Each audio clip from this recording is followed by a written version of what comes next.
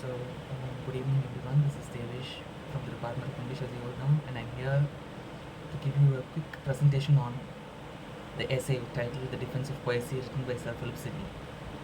So, without any delay, I'll start with a short, brief introduction of mine. This essay was written by the famous poet, soldier, scholar named Philip Sidney, an Elizabethan poet who wrote this essay in order to defend poesy, which means poetry, which was attacked by poet haters during the Elizabethan age by mocking them betraying their own mother, which was used as a tool to create any literary work for that matter. So this work was written by Sir Philip Sidney as a retaliation to a previously written work in 1579 titled "The School of Abuse" by Stephen Gosson, a staunch Puritan who firmly believed that literature should be used only for religious purposes and not for entertainment purposes. So this essay was written by Philip Sidney in 1580, but it was published posthumously after his death in 1595. So moving on to the exordium or introduction, as Sir Philip Sidney has written this essay in the form of a classical oration in classic 7-part structure. So beginning with the exordium, here the author recounts his experiences in Italy as a form of an anecdote, where he was taught horse riding by an expert named John Pietro Pugliano, who infused horse riding skill with philosophy.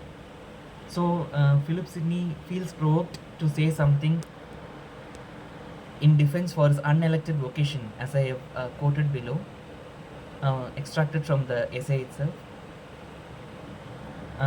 He feels so big as a genuine practitioner of art, for he believes that poetry is a genuine art, which is the father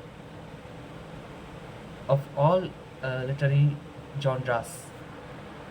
So then he goes on to proceed with the background or narration, where he outlines the antiquity of poetry, which means the origin of poetry, which he states that it is the mother of all ancient arts, and for any art for that matter, by giving us the name of a few writers like Andronicus, Thales, Pythagoras, Plato, Herodotus, etc., which he states that it was also used by philosophers, historiographers, and mathematicians, including even scientists also, who used literature, poetry more importantly, because in ancient times people used only poetry, as written scripts were introduced much later after the introduction of printing press by Caxton, as you all know, in 16th century. So then he also quoted one line from Plato, as he said that the skin, as it were, and beauty depended most on poetry. So the body might be different, the content which they are dealing with, it may be science, mathematics, or the imitation of life itself, but the skin dependent upon the handling of poetry to convey their ideas. So moving on to the proposition, which is the main definition he gives for poetry as the imitation of life itself, which leads us through the lane, which means the literary art, through compelling images, portraying the virtues and vices. Virtues means the good ideas, and vices means the follies, and not mere rhyming and versing like the then modern people as well as or present times. Poetry is therefore an art of imitation, as I already pointed out. So then division, categorization. Here Philip Sidney gives 3 general divisions in poetry, which are the philosophical, teaching the excellencies of God, and also philosophical, which includes morals, history, astronomy, and other genres, and simple poems like the imitation of life itself, natural poetry, which the aim of which is to teach and delight. And then, but that feigning notable images of virtues, vices, or what else with that delightful teaching, which means Philip Sidney believes that Poetry teaches through delight and not the other way around, which means he believes that any literary art should be uh, captivating.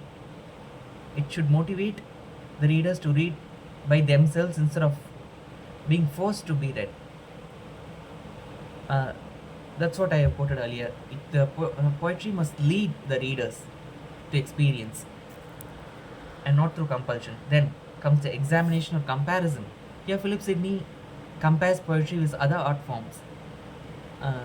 Since he got a lot of criticism from other practitioners of different art forms, he doesn't overtly criticize them, but he subtly hits them.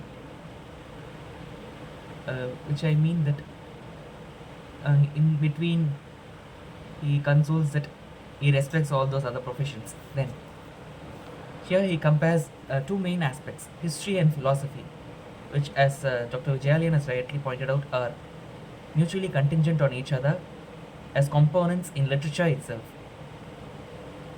So then, while he says history as recounting the past and philosophy as dealing with abstractions, poetry is the monarch of all arts, combining history, philosophy, and the imitation of the entire life itself, for that matter. So then comes the refutation or rebuttal. Here, the poet specifically tries to retaliate and comment upon the criticism received upon poetry or dodged upon poetry. The main being Stephen Gossen's four main charges, like the waste of time. I'm sorry, it's not tile, it's time. Then, mother of lies. Waste of time in the sense, Stephen Gossen believed that it is just mere pleasure giver or dopamine booster and not of any significance. Then comes the mother of lies. Yeah, like I said, Stephen Gossen believed that fiction, which gives delight or any form of entertainment, is of no use, which he supplements with the nurse of abuse charge. Like it corrupts the morals in the society in the form of entertainment. And Plato's exclusion of poets in his ideal city, the Republic in Commonwealth, his book. So here Stephen Gossen cites Plato's statement. And here the author Philip Sidney justifies that Plato didn't completely banish the right poets, but rather the bad poets, whom lays concealed, according to the author. Here he mentions that most important imputations laid to the poor poets, as I have said. Then comes the final peroration in the last part of the essay. So here Philip Sidney concludes that there's nothing wrong in either poetry or English language, as he justifies and even comments upon the language itself as an expressive language unlike Dutch, Spanish or French in regards to the syllables and accent.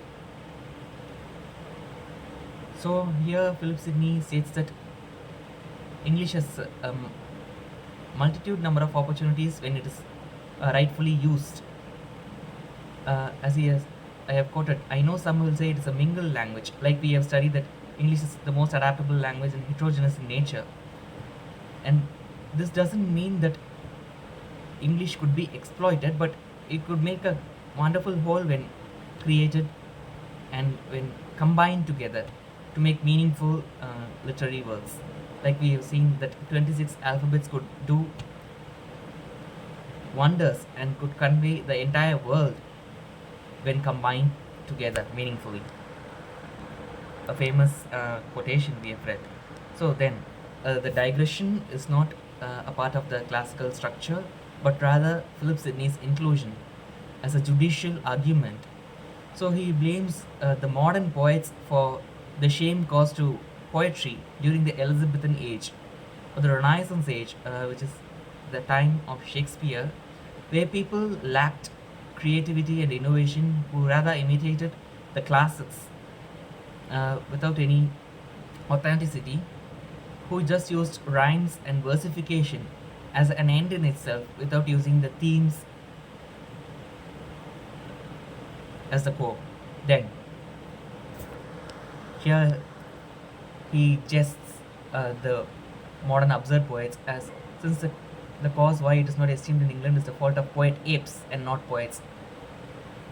He satirizes the modern absurd poets as poet apes.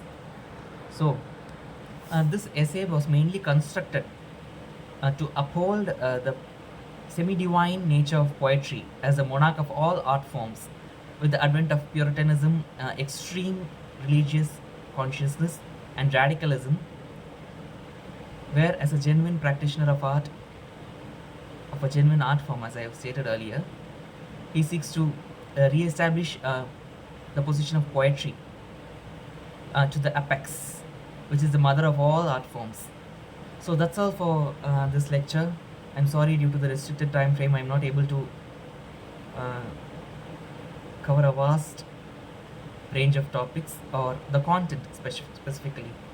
So I hope that you enjoy this lecture session. So kindly make use of the words which I presented here and also the presentation itself. So thank you. Have a nice day.